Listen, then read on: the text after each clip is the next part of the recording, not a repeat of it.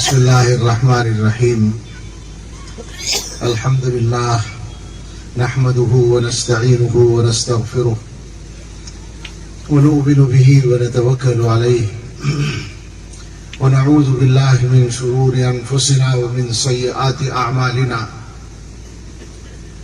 من يهده الله فلا مضل له ومن يضلله فلا هادي له ونشهد أن لا إله إلا الله وحده لا شريك له ونشهد أن سيدنا ونبينا ومولانا محمدا عبده ورسوله صلى الله تعالى عليه وعلى آله وأصحابه وبارك وسلم تسليما كثيرا. أما بعد فأعوذ بالله من الشيطان الرجيم. بسم الله الرحمن الرحيم. ووصى بها إبراهيم بنيه ويعقوب يا بني إن الله اصطفى لكم الدين فلا تموتن إلا وأنتم مسلمون. وقال تعالى وما آتاكم الرسول فخذوه وما نهاكم عنه فانتهوا واتقوا الله إن الله شديد العقاب. صدق الله العظيم. عن العباس بن عبد المطلب رضي الله تعالى عنه قال رسول الله صلى الله عليه وسلم ذاق طعم الإيمان من رضي بالله ربا وبالإسلام دينا وبمحمد رسولا أو كما قال عليه الصلاة والسلام. اللهم صل على سيدنا محمد وآله وأصحابه وبارك وسلم. اللهم صل على سيدنا محمد وآله وأصحابه وبارك وسلم. اللهم صل على سيدنا محمد وآله وأصحابه وبارك وسلم.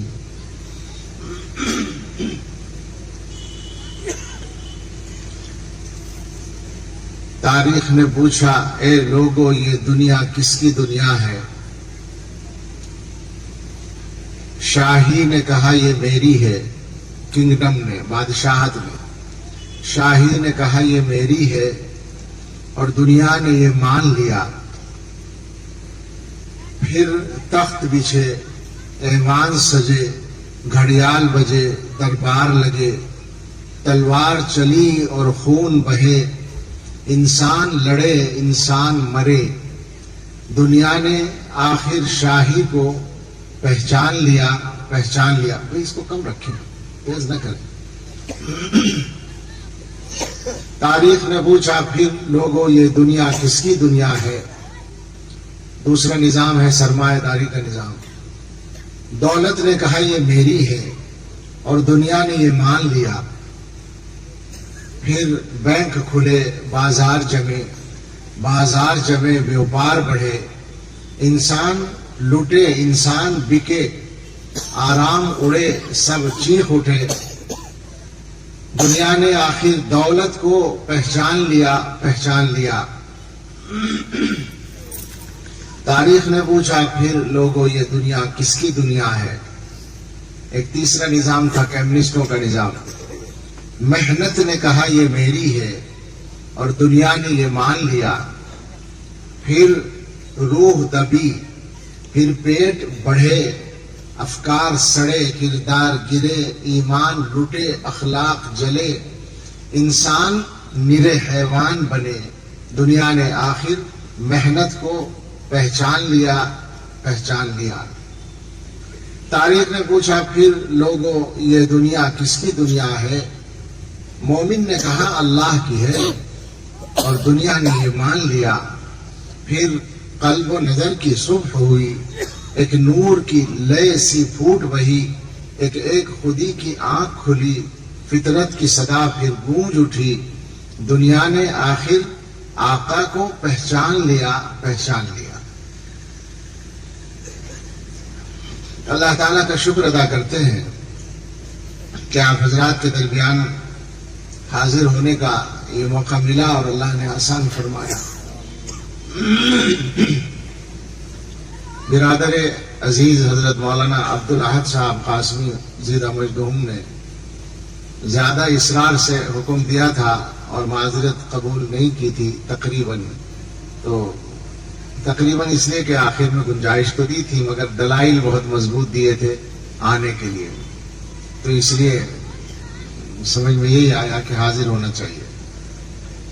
آج کل کی جو صورتحال ہے ہماری وہ عام طور پر معلوم ہے کہ ایک غم کی کیفیت دل دماغ پر چھائی ہوئی ہے، اس لیے کہ ہمارے شیخ حضرت مولانا پیر ذوالفقار احمد صاحب نقشبندی نور اللہ مرقدہ ارتحال فرما چکے ہیں، ایک ایسی شخصیت جس کا نمونہ ہماری معلومات میں فی الحال موجود نہیں ہے اور نہ تقریباً ہم نے دیکھا ہے، تو آپ دعا کریں اللہ تعالیٰ ان کے درجات بلند فرمائے اور ہم جیسے کمزوروں پر رحم فرمائے اور ہمارے لیے اس مرحلے کو آسان فرمائے۔ بات لمبی نہیں کرنی ہے، تقریباً آدھا گھنٹے میں بات پوری کرنی ہے۔ ضرورت کی بات یہ ہے کہ مسلمان سمجھداری کے ساتھ یہ طے کریں کہ ان کا اصل مسئلہ کیا ہے، نمبر 1 کا مسئلہ کیا ہے۔ مسئلے بہت ہیں یہ معلوم ہے، اور ان مسئلوں کے حل کے لیے یہ ادھر کھڑا ہوا کوئی بول رہا اس کو منع کر دیں باہر۔ ان مسئلوں کے حل کے لیے الگ الگ باتیں، الگ الگ تدبیریں، الگ الگ رائے ہو سکتی ہیں، اور اگر وہ سب چیزیں اخلاص کے ساتھ ہیں تو ٹھیک ہے، کرنا چاہیے جس سے جو ہو سکے، لیکن ایک مسئلہ واضح ہونا چاہیے کہ اصل مسئلہ کیا ہے، نمبر 1 کا مسئلہ کیا ہے۔ اس کو متعین کرنے کے لیے ایک تو ہمیں قرآن و حدیث کو دیکھنا ہوگا، جہاں سے یہ پتہ چلے گا کہ پیغمبروں نے اپنی اولادوں کو یہ وصیت کی کہ ایمان کی حالت میں مرنا ہے، جہاں یہ پتہ چلے گا کہ اللہ تعالیٰ نے بندوں کو حکم دیا ہے کہ تمہیں ایمان کی حالت میں مرنا ہے، اور یہ پتہ چلے گا کہ اللہ نے انسان کی ڈیوٹی لگائی ہے کہ اپنے آپ کو اور اپنے گھر والوں کو دوزخ کی آگ سے بچانا ہے۔ یہ سب ملے گا قرآن میں، تو یہ متعین ہو جائے گا کہ مسئلہ کیا ہے اصل۔ اچھا، اس کو دوسرے پہلو سے جب دیکھیں گے تو زیادہ آسان ہو جائے گا سمجھنا، اور وہ یہ کہ دنیا کے اندر جو طاقتیں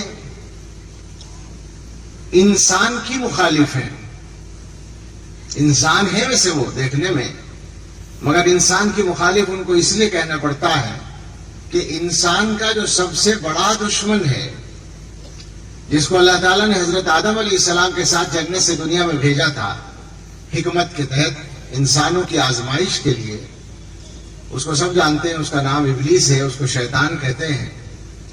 وہ دشمن ہے، حقیقی دشمن۔ اس کا کام جو لوگ کرتے ہیں ان کو انسانوں کا دشمن نہ کہا جائے تو اور کیا کہا جائے۔ اس لیے میں نے کہا کہ جو طاقتیں انسانوں کی دشمن ہیں، یعنی جو طاقتیں شیطان کا مشن پورا کرتی ہیں، اور یہ ہم اپنی طرف سے نہیں کہتے، قرآن میں یہ بھی بتایا گیا ہے کہ شیطان 2 طرح کے ہوتے ہیں، ایک انسانوں کی شکل میں اور ایک شیطان کی اپنی برادری کی شکل میں۔ وَكَذَلِكَ جَعَلْنَا لِكُلِّ نَبِيٍّ عَدُوًّا شَيَاطِينَ الْإِنسِ وَالْجِنِّ، اسی طرح سے ہم نے ہر نبی کے کچھ دشمن بنائے ہیں جو شیاطین ہیں، انسانوں میں سے بھی اور جنات میں سے بھی۔ تو یہ انسانی شکل میں جو شیطان ہیں، انہیں برا لگے گا یہ کہنا ہمارا، تو ان کا جو کام ہے، ہم اگر اپنے حساب سے اس کو طے کریں تو وہ تو شیطانی کا مشن ہے۔ شیطان کا مشن کیا ہے؟ ایک لفظ میں انسانوں کو دوزخ میں لے جانا، انسانوں کو جہنم میں لے جانا۔ یہ وہ مشن ہے جس کا اعلان وہ اللہ کے سامنے کر کے آیا تھا کہ میں سب کو گمراہ کروں گا اور ان کو جہنم میں لے جانے کی کوشش کروں گا، اور ان میں سے اکثر ناشکرے بن جائیں گے۔ تو جو مشن شیطان کا اعلان شدہ مشن ہے، اس مشن کو پورا کرنے کے لیے جو لوگ کام کر رہے ہیں، آخر پھر ان کا نام کیا ہوگا؟ اچھا، وہ جو کام کر رہے ہیں اس میں ہم ان پر کوئی الزام نہیں لگا رہے۔ امریکہ سے لے کر ہندوستان تک جو طاقتیں کام کرتی ہیں آپ ان کی سرگرمیوں کا جائزہ لیں، ان کی جو کیا کہیں گے ترجیحات ہیں، جن منصوبوں پر، اپنے جن پلانوں پر وہ زیادہ مستعدی سے، ترجیح کے ساتھ، اولیت کے ساتھ کام کرتی ہیں، آپ غور کر لیں وہ کیا ہے۔ ساری دنیا میں یہ ہے کہ اسلام سے مسلمانوں کو ہٹانے کی کوشش کی جائے اور دوسروں کو اسلام کے قریب آنے سے روکا جائے، یہ مشن ہے، اور اس کے لیے مختلف انداز سے کام ہو رہا ہے۔ اس کی بہت تفصیلات میں جانے کا موقع نہیں، اشارے کرنے سے بھی کام چل جائے گا، بات پوری ہو جائے گی۔ ایک ذریعہ اس کا ان کے پاس بہت پرانا ہے، جو تعلیم ہے۔ انہوں نے تعلیم کا ایسا ڈھانچہ بنایا ہے، تعلیم کا شروع سے ہی ایسا سیٹ اپ رکھا ہے انہوں نے کہ وہ انسان کو، وہ پڑھنے والے بچے کو اسلام سے، ایمان سے، خدا سے، مذہب سے دور کرے، اور یہ پرانے زمانے سے ہے۔ آپ لوگ جانتے ہیں کہ اکبر الہ آبادی نے اسی پس منظر میں وہ شعر کہا تھا جو بہت مشہور ہے، سب جانتے ہیں کہ یوں قتل سے بچوں کے وہ بدنام نہ ہوتا، افسوس کے فرعون کو کالج کی نہ سوجھی۔ تو آج بھی وہی بات ہے، تعلیم کے راستے سے باقاعدہ انسانوں کو مذہب سے دور کرنے کا کام آپ جا کر جائزہ لے لیں، کالجز میں، یونیورسٹیز میں، ان کے اعلیٰ شعبوں میں، ان میں پڑھانے والوں کا جائزہ لے لیں اور ان سے متاثر ہونے والے پڑھنے والوں کا جائزہ لے لیں، آپ کو سمجھ میں آ جائے گا۔ اور اتنا اوپر نہ جائیں، ان اسکولوں میں چلے جائیں جو عیسائی بھائی چلاتے ہیں ہمارے ہندوستان بھر میں، عیسائیوں کے جو اسکول ہیں ان کا قریب سے جا کر جائزہ لے لیں، تو آپ کو پتہ چل جائے گا کہ ان کے تعلیمی مشن، وہ تعلیمی مشن نمبر 2 پر ہیں، تبلیغی مشن نمبر 1 پر ہے۔ اپنے مذہب کو پھیلانے کے لیے وہ نمبر 1 پر کام کرتے ہیں۔ یہ ہم کو ان پر الزام نہیں لگا رہے، جو جانتے ہیں ہم، جو سچائی ہے وہ بتا رہے ہیں۔ تو تعلیم کو سب سے زیادہ استعمال کیا گیا ہے اس مقصد کے لیے کہ ایمان سے لوگوں کو ہٹایا جائے۔ آج کے زمانے میں یہ جو ذرائع مل گئے ہیں قدرت کی طرف سے، جن کو ہم ذرائع ابلاغ کہہ سکتے ہیں، جن کو ہم ذرائع مواصلات، سوشل میڈیا کی شکل میں جو ہمیں ملے ہیں اس زمانے میں، ان کا استعمال وہ طاقتیں نہایت چابک دستی سے اور پلاننگ کے ساتھ کر رہی ہیں۔ آپ یوٹیوب پر ہی چلے جائیں، فقط ایک ہی چیز کا جائزہ لے لیں تو اس پہلو سے آپ کو ہر زبان میں بہت کچھ مل جائے گا، جس کا خلاصہ ہوگا مسلمانوں کے دلوں میں دین و ایمان کے بارے میں شک پیدا کرنا اور دوسروں کو اسلام سے بدگمان کرنا۔ میں تو انگریزی بھی نہیں جانتا، اردو جانتا ہوں یا عربی جانتا ہوں۔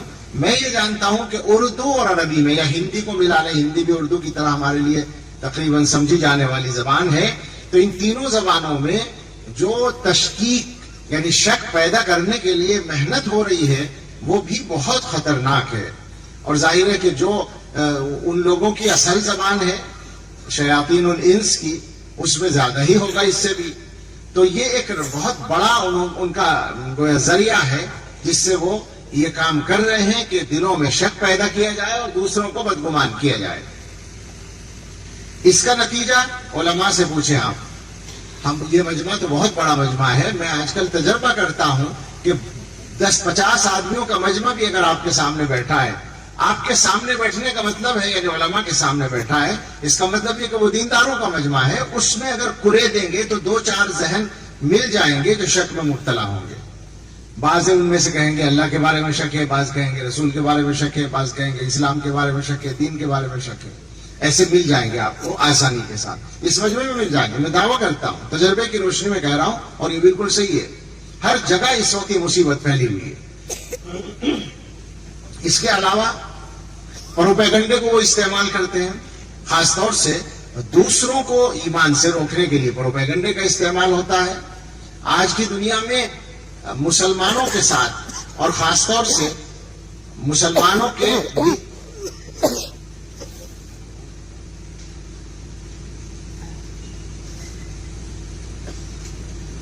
مسلمانوں کا جو دینی طبقہ ہے، مدرسوں کا طبقہ ہے، اس کے بارے میں کس حد تک پروپیگنڈے کیے گئے ہیں کہ آج کے زمانے میں اگر کسی مسلمان کے ساتھ یا ہمارے حلیے کے کسی آدمی کے ساتھ ٹیررسٹ کا لفظ لکھ دیا جائے، دہشت گرد کا لفظ لکھ دیا جائے، تو کسی کو اجنبی نہیں لگتا کسی کو عجیب نہیں لگتا. بالکل یہ بات پھیلا دی گئی ہے پورے طور پر، جبکہ خالص جھوٹ ہے، یہ وہ بھی جانتے ہیں کہ جھوٹ ہے، مگر ان کا ایک فن ہے. ان کو پتا ہے کہ اگر سڑک چلتے ہوئے کسی آدمی کو آپ یوں ہی مارنا شروع کر دیں گے تو لوگ منع کریں گے، اور چور کہہ کر مارنا شروع کریں گے تو لوگ ساتھ دیں گے. تو انہوں نے ماحول بنانے کی کوشش کی ہے. اس زمانے میں اس پر جو جتنا کام ہوا ہے، ایمان والوں کے خلاف ماحول بنانے پر جو کام ہوا ہمارے ملک میں بھی اور دنیا میں بھی، اس کی کوئی مثال پہلے نہیں ملتی.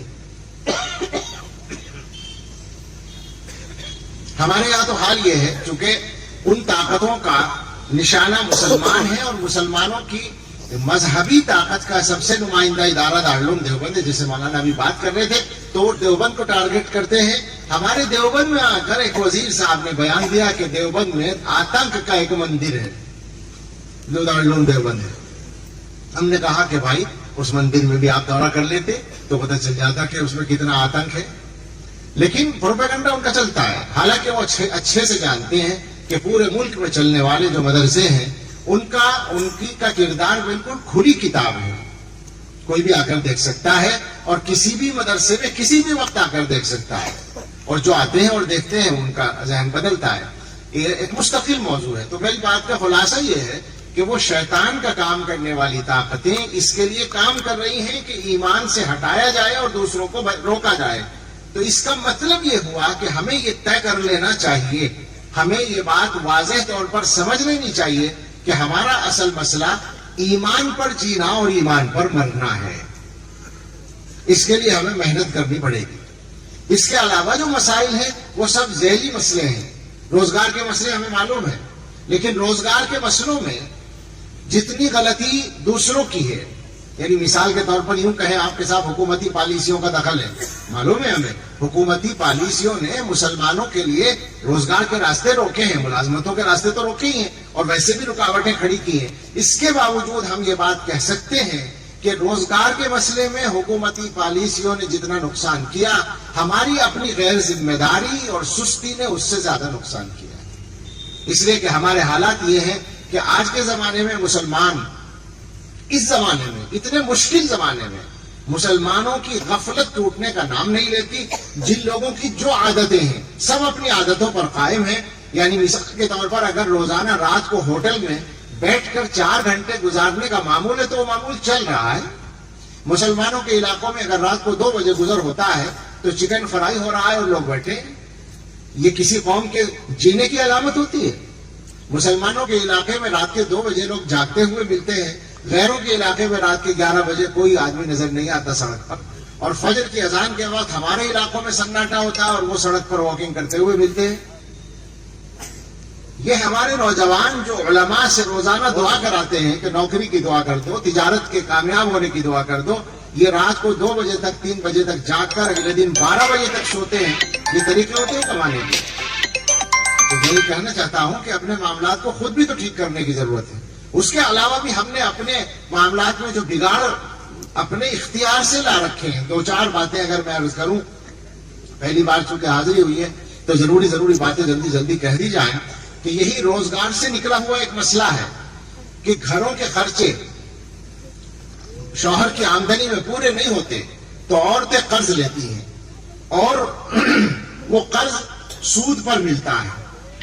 اب کیا بھی ہوگا؟ کوئی جگہ خالی تو مجھے نہیں مل رہی. میں گزشتہ 7-8 سال کے عرصے میں جس نئی جگہ پر گیا ہوں ہر جگہ میں نے پوچھا ہے. پورے ہندوستان کی بات کرتا ہوں.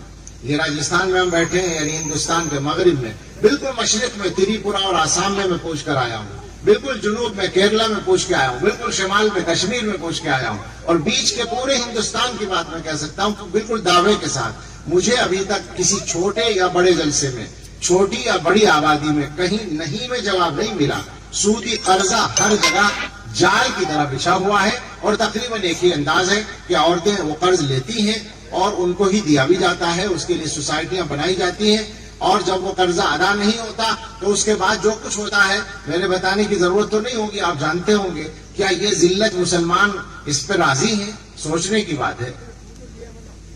اسی طرح سے نشے کا معاملہ ہے تو ہمیں تو یہی جائزے مل رہے ہیں کہ آبادی کے اعتبار سے غیروں سے زیادہ نشہ اس وقت مسلمانوں میں ہے، اور اتنی کمزوری کے بعد شادیوں کا جب نمبر آتا ہے تو ابھی جمعیت علماء ہند کی مجلس منتظمہ ہوئی بھوپال میں، وہاں ایک سروے پیش کیا گیا تو اس میں بتایا گیا کہ ہندوستان کا مسلمان سال بھر میں شادیوں میں جو خرچ کرتا ہے وہ ہے 1,75,000 کروڑ روپیہ، جو دنیا کے 17 ملکوں کے بعد 18ویں ملک کی جی ڈی پی سے زیادہ ہے۔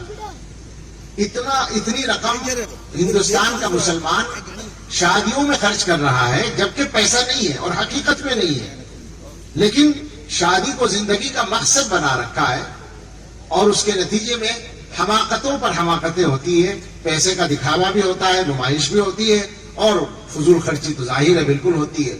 تو اس طرح کے بہت سارے وہ کام ہیں جو ہم لوگ اپنے اختیار سے اپنے ماحول میں کر رہے ہیں۔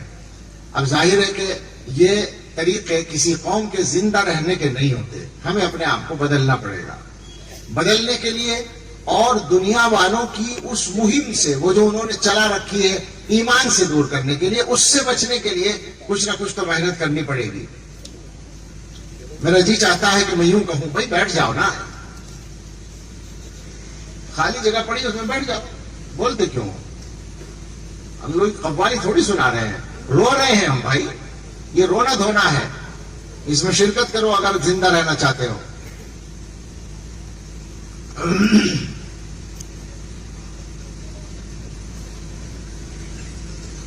پتہ نہیں میں کیا کہتا تھا۔ ہمیں ان حالات سے نکلنے کے لیے اور دنیا والوں کی جو وہ مہم ہے ایمان سے ہٹانے والی، اس سے بچنے کے لیے اپنے معاملات کو ٹھیک کرنا۔ میں یہ کہہ رہا تھا کہ میرا یہ جی چاہتا ہے، اگر مسلمان اس کو سننا چاہیں، قبول کریں، کہ جو کرنے کے کام ہیں وہ اس لیے نہیں ہو پاتے کہ بہت سے نہ کرنے کے کام ہم کرتے ہیں۔ یہ آج کل میں بہت کہتا ہوں، اور نہ کرنے کے کاموں میں کا خلاصہ اگر کریں تو آپس میں اختلاف، لڑنا ہی لڑنا ہے، اور یہ لڑائیاں سب طرح کی ہیں۔ ایک ہوتا ہے نظریے کا اختلاف، وہ بنیادی چیز ہے، جب ایک آدمی ایک رائے رکھتا ہے مسائل میں تو نظریے کا اختلاف تو ہو سکتا ہے، مگر مسلمان نظریے کے اختلاف تک نہیں رہتے بلکہ ذاتی اختلاف پر آتے ہیں۔ اور ذاتی مسائل میں جو اختلافات ہیں، یعنی میں اشارہ کر رہا ہوں، صراحت نہیں کر رہا کہ لوگ مسلکی اختلافات کو نمبر 1 پر سمجھتے ہیں۔ مسلکی اختلافات نمبر 1 پر وہاں آتے ہیں جہاں مفادات شامل ہو جاتے ہیں، جہاں کچھ لوگوں کے اپنے مسئلے، عزت کے مسئلے، روزی روٹی کے مسئلے مسلکی مفاد سے جڑ جاتے ہیں، تو وہ بھی مصیبت بن جاتا ہے۔ اگر ایسا نہ ہو تو کوئی مسئلہ نہ پیدا ہو۔ اور جہاں دنیاوی مسائل ہیں وہ تو ہے ہی مصیبت۔ گھروں کے اندر گھر کی تقسیم کے مسئلے بھائیوں کے درمیان ہیں، پڑوسیوں کے ساتھ اختلافات ہیں، رشتہ داروں کے ساتھ اختلافات ہیں، اپنے پارٹنر کے ساتھ اختلافات ہیں۔ مسلمانوں کا عالم یہ عام طور پر ایک آدمی پیسہ دیتا ہے کاروبار کرنے کے لیے، دوسرا آدمی سال بھر کے بعد اسے ہری جھنڈی دکھا، لال جھنڈی دکھا دیتا ہے کہ پیسہ ختم ہو گیا، کاروبار چلا نہیں، مر گیا پیسہ۔ اکثر لوگوں کی یہ شکایت ہے کہ فلاں کو پیسہ دیا تھا، ختم ہو گیا۔ مسلمان ہی کرتے ہیں یہ کام۔ تو یہ جو لڑائیاں ہیں، یہ جو اختلافات ہیں، انہیں ختم کرنا ہوگا۔ کم سے کم اتنے اس پر آ جائیے کہ اگر کوئی آدمی اچھا کام کر رہا ہے تو اسے اچھا کہہ دیجئے، اچھا نہیں کہنے کو جی چاہتا تو برا تو نہ کہیے، کم سے کم اتنا تو ہونا چاہیے، اتنی گنجائش تو ہونی چاہیے۔ دوسری بات یہ ہے کہ کسی کی بھی برائی آپ کرتے ہیں، اور اس میں سب مبتلا ہیں، آپ جب کسی کی برائی کرتے ہیں تو آپ گناہگار ہوتے ہیں اور ایک بالکل حرام کام کرتے ہیں، جبکہ وہ برائی اس آدمی کے اندر موجود ہوتی ہے تب وہ حرام ہوتی ہے۔ اور اس کے علاوہ ہماری مجلسوں میں ایک دوسرے کے بارے میں جو بہتان کی بات ہوتی ہے وہ اختلافات کو اور بڑھاتی ہے۔ تو ایک کام تو سب سے پہلے کرنے کا یہی ہے کہ آپس کے جھگڑے ختم کرو، اپنے کرنے کے کاموں میں لگو بھائی، کرنے کے لیے کام بہت ہیں۔ مسلمانوں سے ایک بات یہ کہنے کو جی چاہتا ہے کہ اپنے روزگار کے معاملے کو بھی ٹھیک کریں، کمائی میں محنت کریں، اپنے گھر والوں کو پابند کریں اس بات کا کہ وہ آپ کی کمائی میں خرچہ چلائیں، اور اگر آپ کی آمدنی بہت ہی کم ہے تو آپ اپنی آمدنی بڑھائیں، آپ پیسہ کمائیں، پیسہ کمانے کے لیے محنت کریں۔ آپ کے پاس وقت موجود ہے، اور محنت کرنے پر کسی حکومت نے پابندی نہیں لگائی ہے، کسی حکومت کی پالیسیاں محنت میں رکاوٹ نہیں ڈالیں گی، کوئی حکومت آپ کو مجبور نہیں کرے گی کہ تم اپنے بچوں کی شادی میں فالتو خرچہ کرو۔ تو اپنے مالی معاملات کو ٹھیک کریں۔ اللہ کے رسول صلی اللہ تعالی علیہ وسلم کے یہاں ایسی ایسی ہدایات آپ کو ملیں گی کہ بالکل ان پر عمل کر لیں تو معاملات حل ہو جائیں گے۔ حضور علیہ السلام سے ایک صحابی نے آ کے سوال کیا کچھ مانگا، حضور نے نہیں دیا اور ان کو راستہ دکھایا محنت کا. قصہ تفصیل سے سنائے تو 5 منٹ اس میں چاہیے، میں سمیٹ رہا ہوں. ان کو حضور نے جنگل میں بھیجا کہ جاؤ لکڑیاں کاٹو اور بازار میں لا کر بیچو، اور 15 دن سے پہلے مجھ سے مت ملنا. 15 دن کے بعد آئے تو ان کے پاس کچھ رقم بھی جمع تھی، گھر میں سامان بھی تھا. یہ حضور کی تعلیم ہے. حضور علیہ الصلوۃ والسلام کی تعلیم تو ہر معاملے میں موجود ہے. ہم لوگوں کا مزاج یہ ہے کہ نعرے لگانے میں تو ہم آگے ہیں لیکن عمل کرنے کی ضرورت ہی نہیں سمجھتے اور حضور علیہ السلام کی تعلیمات کو نہیں جانتے. میں ایک حدیث سنایا کرتا ہوں، پتہ نہیں یہاں کیا ماحول ہے زمین وغیرہ کے سلسلے میں، لیکن عام مسلمانوں کا ماحول یہی ہے کہ اگر کسی کے پاس زمین ہے تو وہ بیچتا ہے اور اس کو بیچنے کے بعد پیسہ دوسرے کاموں میں خرچ کر لیتا ہے. خاص طور سے شادی بیاہ میں خرچ کرتے ہیں، زیادہ عقل مندی کرتے ہیں تو بس مکان بنانے میں لگا لیتے ہیں، ورنہ عام طور سے پیسہ ختم ہو جاتا ہے.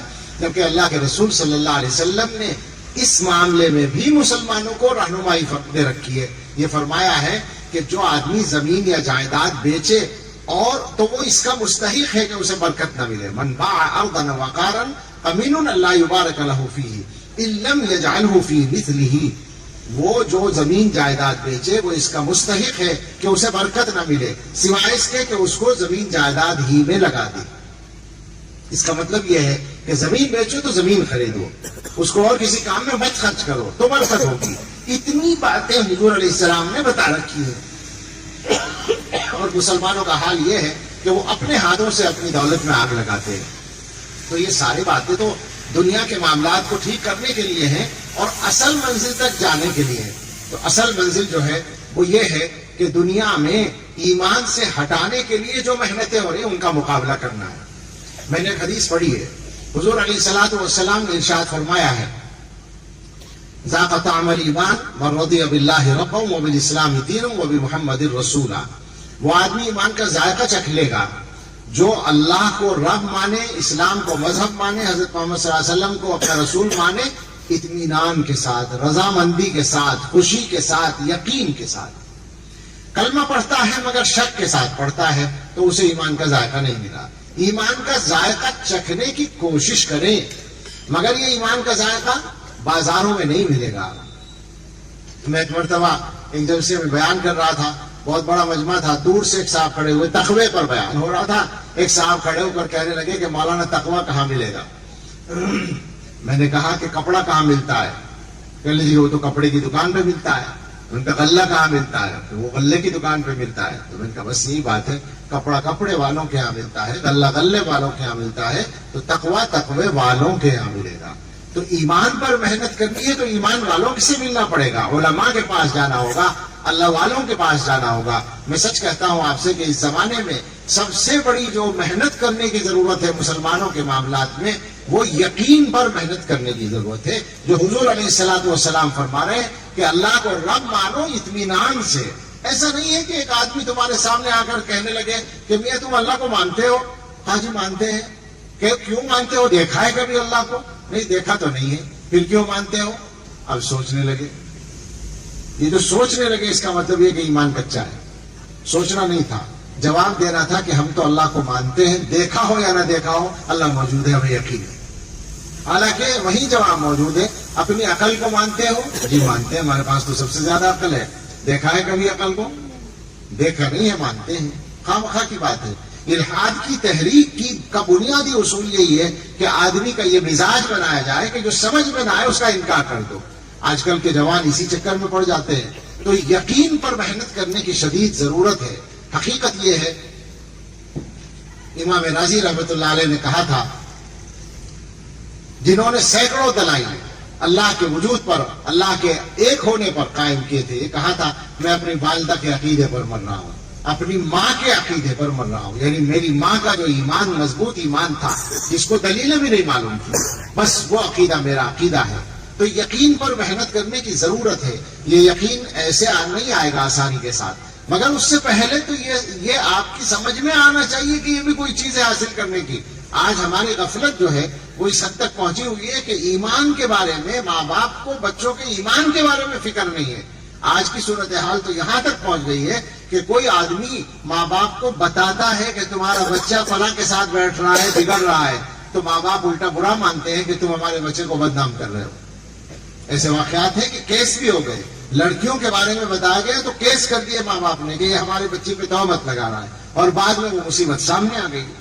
تو یہ غفلت دور کرنی پڑے گی، اور یہ ماننا پڑے گا کہ اس وقت سب سے زیادہ خطرے میں اگر کوئی چیز ہے تو وہ ہمارا ایمان ہے۔ دنیا کی طاقتیں بے وقوف نہیں ہیں جو اسی مشن پر کام کر رہی ہیں۔ دنیا کی جو عالمی طاقتیں ہیں وہ پہلے سے کر رہی تھی، ہمارے ملک والوں کو اب وہ سیکھ لیا ہے انہوں نے، اور سمجھ میں آیا ہے تو انہوں نے اب شروع کر دیا۔ ہماری حکومت نے جو تعلیمی پالیسی بنائی ہے، جن لوگوں نے وہ پڑھی ہے وہ سمجھتے ہیں اس بات کو کہ پورے طور سے بچوں کو مشرک بنانے کا انتظام کیا گیا ہے۔ انہوں نے بھی جان لیا ہے کہ تعلیم کے راستے سے ہمارا مشن آسانی سے پورا ہو سکتا ہے۔ تو ایسے حالات میں مسلمانوں کو بچوں کے لیے تو ایک چیز اپنے اوپر فرض کر لینی چاہیے، اور وہ ہے ہر بچے کو مکتب میں بھیجنا، مکتب کی تعلیم سے آراستہ کرنا۔ حالات بہت خراب ہیں، اور مسلمانوں کی غفلت ان خرابیوں میں سر فہرست ہے۔ آج کی صورتحال یہ ہے کہ ملک بھر میں علماء کہا جا سکتا ہے کہ تقریباً پوری طرح بیدار ہو رہے ہیں اسی محنت کے لیے۔ جمعیت علماء ہند نے تو اپنے اس شعبے کو بہت زیادہ فعال کیا ہے، اور مسلسل محنت ہو رہی ہے مکاتب قائم کرنے پر۔ دیگر تنظیموں کی بھی محنت جاری ہے، بعض افراد نے ہزاروں مکتب قائم کیے ہیں، بہت سے مدرسوں نے، بہت سے بڑے اداروں نے۔ آپ علماء سے تفصیل پوچھیں گے تو ہر علاقے میں ملے گا۔ اتنی ساری محنت کے بعد ابھی تک شاید 10-15% بچے بھی اسکول میں پڑھنے والے 10-15% بچے بھی مکتب میں نہیں پہنچے ہیں۔ یہ خطرناک بات ہے۔ آپ کے بچوں کو ہمیشہ کے لیے جہنم میں پہنچانے کا انتظام کیا جا رہا ہے، آپ ان بچوں کو جہنم سے بچانے کے لیے کوئی محنت نہیں کر رہے۔ یہ کتنی خراب بات ہے۔ ایمان کی ضرورت کو اور ایمان کی اہمیت کو اور دین کی اہمیت کو سمجھیے۔ یہ جو دنیا کی طاقتیں محنت کر رہی ہیں اور نشانے پر لے رہی ہیں ہر دینی معاملے کو اور ہر دینی کام کو، تو ہم سے زیادہ وہ اس کی قدر و قیمت کو اور اہمیت کو سمجھتی ہیں۔ میں یہ بات کہا کرتا ہوں کہ ہمارے پاس الفاظ نہیں ہیں جن الفاظ سے ہم دینی تعلیم کے اس نظام کی قیمت آپ کو سمجھا سکیں۔ یہ جو مدرسوں کی شکل میں دین کا نظام چل رہا ہے، یہ جو علماء کی محنتیں ہیں، ان کی قدر و قیمت سمجھانا ہمارے لیے آسان نہیں ہے، مگر یہ بات ہندوستان کے مسلمان خاص طور سے جتنی جلدی سمجھ لیں ان کے حق میں اتنا بہتر ہوگا۔ کہ ہمارا سب سے بڑا مسئلہ، میں نے یہیں سے بات شروع کی تھی کہ سب سے بڑا مسئلہ ایمان پر جینے اور ایمان پر مرنے کا ہے، اور دنیا کی طاقتوں نے اس میں رکاوٹ ڈالنے کا تہیہ کر رکھا ہے، اور اس کے لیے وہ پلان بنا کر کام کر رہی ہیں۔ اگر ہم اپنی غفلت میں اسی طرح چلتے رہے تو کوئی ہمیں بچانے والا نہیں ہوگا۔ بہت ہی خطرناک صورتحال ہے۔ مسلمان کو یہ بات یاد رکھنی چاہیے کہ ایمان اس کی سب سے قیمتی متاع ہے، اس لیے کہ اس کے بغیر آخرت میں جنت کا منہ دیکھنا نصیب نہیں ہوگا اگر ایمان نہیں رہا۔ ایمان ہی ہے وہ چیز جو جنت میں لے جانے کا ذریعہ بن سکتی ہے۔ اگر خدا نخواستہ ایمان آدمی سے چلا جائے تو دنیا کی چاہے ساری دولت دے دی جائے، آج کے زمانے میں پیسہ بھی مل رہا ہے، ایمان چھوڑنے پر، ایمان بیچنے پر پیسہ مل رہا ہے، اور بہت سے مفادات مل رہے ہیں۔ آج کے مسلمان کے لیے جو سب سے زیادہ ضروری پیغام ہے وہ یہ ہے کہ دنیا کے کسی لالچ کے لیے، دنیا کے کسی مفاد کے لیے، دنیا کے کسی عہدے کے لیے، دنیا کی کسی سیاست کے لیے اپنے ایمان کو نہیں دینا ہے۔ ایمان ہماری سب سے قیمتی متاع ہے۔ حقیقت تو یہ ہے کہ اگر جان دینی پڑ جائے ایمان بچانے کے لیے تو بڑھیا سودا ہے، سستا سودا ہے، اس لیے کہ جان تو اپنے وقت پہ ہی جائے گی نا۔ اگر اس کا وقت آ گیا تو وہ بچے گی نہیں، وقت نہیں آیا تو نہیں جائے گی، یہ پکی بات ہے۔ کہیں پڑھا تھا کہ حضرت علی رضی اللہ عنہ فرماتے ہیں کہ انسان کی سب سے زیادہ بڑی محافظ موت ہے، اس لیے کہ موت اپنے وقت سے پہلے اس کو مرنے ہی نہیں دیتی۔ جب اس کا وقت مقرر آتا ہے تبھی مرتا، اس سے پہلے کچھ بھی ہو جائے، گولی بھی مار دیجیے آپ، اگر موت نہیں آئی ہے تو نہیں مرے گا۔ تو موت کا وقت مقرر ہونے پر یہ ایمان جو ہے، اس کی وجہ سے یہ بات آسان ہو جانی چاہیے سمجھنی کہ ہمارے لیے جان اصل نہیں، ایمان اصل ہے، دنیا اصل نہیں، آخرت اصل ہے۔ اس معاملے میں محنت کی ضرورت ہے میرے بزرگوں، اور اس محنت کے لیے آپ کو علماء سے اپنا رابطہ صحیح کرنا ہوگا، اللہ والوں سے جڑنا ہوگا۔ سچی بات یہ ہے کہ میری اس وقت اپنی کیفیت بھی ایسی ہے کہ میں ہمت سے نہیں بول پاتا، اور وقت بھی تنگ تھا، اس لیے یہ بات تفصیل سے نہیں آئی ہے، لیکن اس کا جو اگلا حصہ ہے کہ ہم ان کاموں کو کس طرح کریں. اللہ نے مقدر کیا تو پھر کسی ملاقات میں اس پر بات کریں گے. فی الحال کم سے کم اتنی بات تو مان کر ضرور جائیے کہ ہمارا اصل مسئلہ اپنے آپ کو اور اپنی اولادوں کو ایمان پر ثابت قدم رکھنے کا اور ایمان پر جینے اور ایمان پر مرنے کا ہے. اور اس کا جو راستہ ہے وہ وہی ہے جو پہلے سے چلا آ رہا ہے.